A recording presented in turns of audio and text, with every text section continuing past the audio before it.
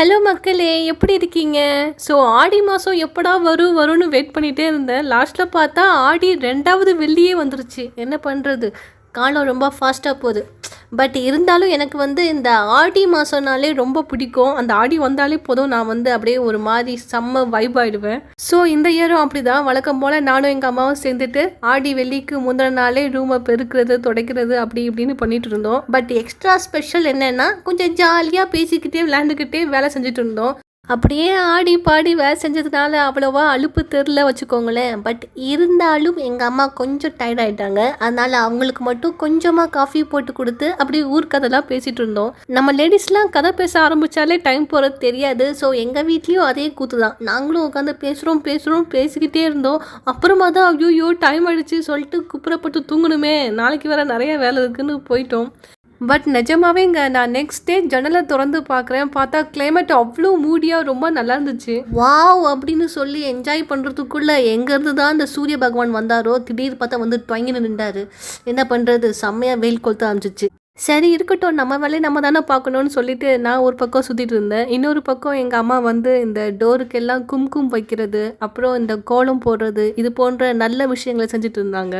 ஆக்சுவலாக எங்கள் அம்மா சொல்லுவாங்க, இந்த ஆடி மாதம் டைமில் இருந்து தான் சூரிய பகவான் தெற்கு நோக்கி பயணிப்பார். அதுக்கு பேர் தட்சிணாயன காலம் அப்படின்னு சொல்லுவாங்க.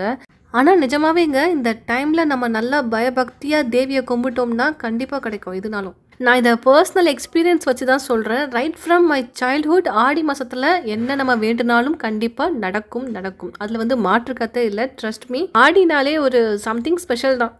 இந்த மாதிரி ஆடி மந்த்தை பற்றி பேச சொன்னீங்கன்னா நான் பாட்டுக்கு பேசிக்கிட்டே தான் இருப்பேன். So coming back to the video. அதான் சாமி எல்லாம் கும்பிட்டாச்சுலம்மா, வாமா கோவிலுக்கு போகலான்னு கூப்பிட்டாங்க. வழக்கம் போல் எங்கள் அம்மா நோ, நான் தனியாக கோவிலுக்கு போகிறேன், நீ வேற கோவிலுக்கு போ அப்படின்னு சொல்லிட்டாங்க. சரி நமக்கு பிடிச்ச கோவிலுக்கு போவோன்னு இங்கே பெசன்ட் நகரில் ஒரு கோவில் இருக்குங்க, ரத்னகிரீஸ்வரர்னு ஒரு கோவில். அந்த கோவிலுக்கு தான் நான் போனேன். ஆக்சுவலாக இந்த கோவிலை பற்றி நீங்கள் கண்டிப்பாக தெரிஞ்சுக்கணும். ஏன்னா ரொம்ப ரொம்ப பவர்ஃபுல்லான கோவில். அதே மாதிரி அங்கே உள்ள எல்லா சாமிகளும் ரொம்ப பவர்ஃபுல். எஸ்பெஷலி துர்க்கை, அங்கே உள்ள அழகாக ஒரு துர்க்கை சன்னதி ஒன்று இருக்குங்க.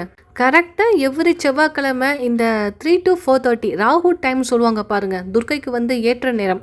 அந்த டைமில் நீங்கள் சாமி கும்பிட்டு மட்டும் பாருங்கள், உங்களுக்கே ரிசல்ட் தெரியும். நம்ம என்ன நினச்சி வேண்டுனாலும் கண்டிப்பாக அது கிடைக்கும் வித்தின் 9 வீக்ஸில். இல்லை உங்கள் கனவு கொஞ்சம் பெருசாக இருக்குது அப்படின்னா அது கொஞ்சம் டைம் எடுக்கும். ஆனால் கண்டிப்பாக நடக்கும், நடக்காமல் போகாது.